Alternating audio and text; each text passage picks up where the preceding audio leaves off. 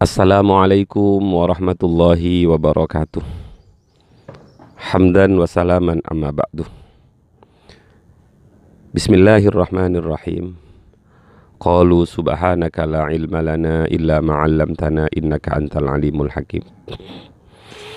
Saudaraku, sesama umat baginda Rasulullah sallallahu alaihi wasallam, terutama anak-anakku dan santri-santri serta para alumni dan jamaah. Ada sebuah kisah yang sangat menakjubkan. Suatu saat Rasulullah sallallahu alaihi wasallam ke pasar budak. Beliau membeli seorang budak. Ketika pulang, Rasulullah hendak masuk rumah. Otomatis budaknya juga diajak masuk ke dalam rumahnya. Tapi tiba-tiba ketika budak itu mau melangkahkan kaki masuk ke pintu, malaikat Jibril bilang kepada baginda Rasul, "Ya Muhammad, jangan kau masukkan orang itu ke dalam rumahmu." Nabi Muhammad bertanya, "Memangnya kenapa wahai Jibril kok nggak boleh masuk? Dia beda kok dengan kamu keyakinannya."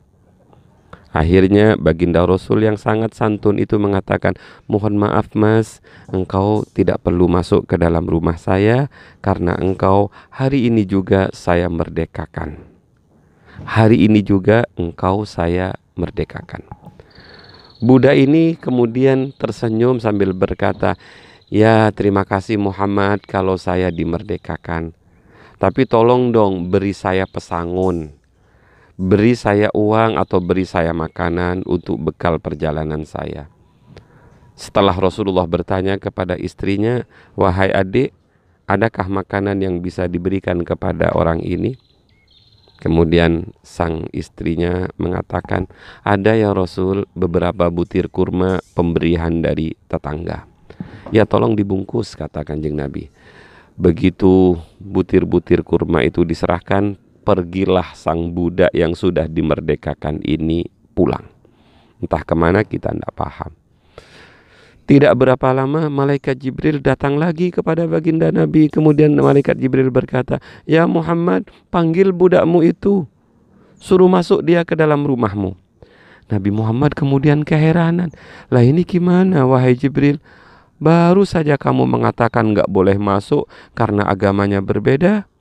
Tapi sekarang kau malah menyuruh saya memanggil dia dan menyuruh orang itu masuk ke dalam rumah saya.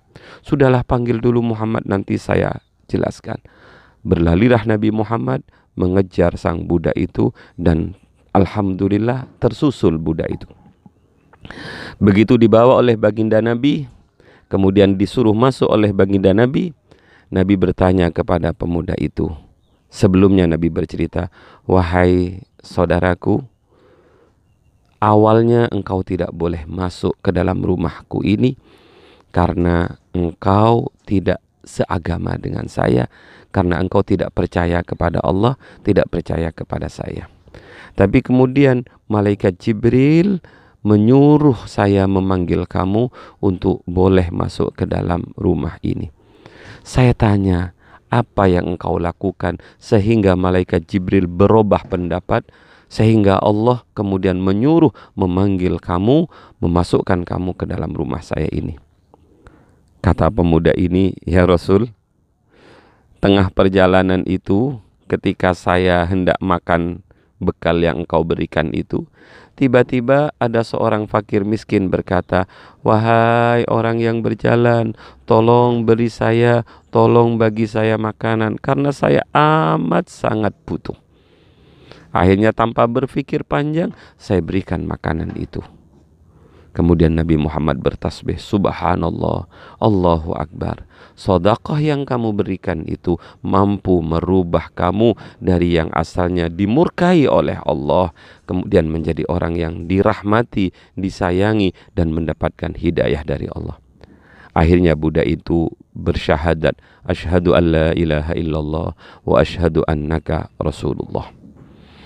Ada juga cerita seorang ibu dengan anaknya.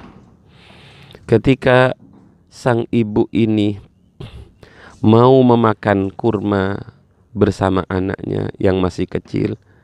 Tiba-tiba lewat seorang perempuan mengatakan, "Tolong beri kami makan, tolong beri kami makan."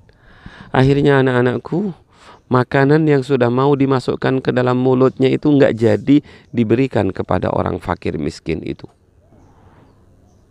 Akhirnya berterima kasihlah orang fakir miskin itu, kemudian pergi. Tidak berapa lama ternyata ada hewan buas yang menerkam anaknya yang masih kecil dan membawa lari si anak itu. Jerit-jerit perempuan tua ini karena dia tidak bisa mengejar karena sudah tua. Apa yang terjadi anak-anakku? Di atas langit para malaikat itu gregetan. Semuanya ingin membantu ibu itu. Tapi belum ada komando dari Allah Subhanahu wa ta'ala. Akhirnya ada salah satu malaikat maksud saya diberi izin untuk menolong sang bayi itu. Singkat cerita, berubahlah malaikat itu menjadi manusia dan mengejar hewan itu, kemudian dibunuhlah hewan itu dan diselamatkan anaknya. Saya kira siapa yang bisa menang melawan malaikat? Kemudian malaikat ini yang sudah berubah menjadi laki-laki tampan itu menyerahkan bayi itu kepada ibunya sambil berkata, "Hadhihi luqmatan bi luqmatin." Sang ibu kemudian menangis ketika tahu bahwa lukmah, sak puluhan bahasa Jawanya, sak suapan kurma yang akan dimasukkan ke dalam mulutnya gagal karena diberikan kepada orang itu, menjadi penyelamat anaknya dari puluhan, dari sergapan harimau. Betapa hebatnya bersedekah. Mudah-mudahan Allah memudahkan dan menggerakkan hati kita untuk gemar bersedekah. Saya tutup dengan cerita yang masyhur kita dengar. Ada seorang perempuan yang sangat amat dermawan. Sekalipun dia adalah seorang pelacur, tapi kedermawanannya, rasa sayangnya kepada makhluk Allah yang bernama anjing yang sedang kehausan. Dia kemudian turun ke dalam sumur untuk mengambil air dan diminumkan air itu ke dalam dan diminumkan air itu untuk anjing yang sedang kehausan itu. Apa yang terjadi anak-anakku? Mulianya sayang kepada makhluk Allah, mulianya sedekah. Akhirnya Allah memberikan hidayah dan menjadikan orang ini kemudian masuk Islam dan mati dalam keadaan husnul khotimah, kemudian masuk surga dengan karunia Allah Subhanahu wa ta'ala. Demikian, mudah-mudahan bermanfaat.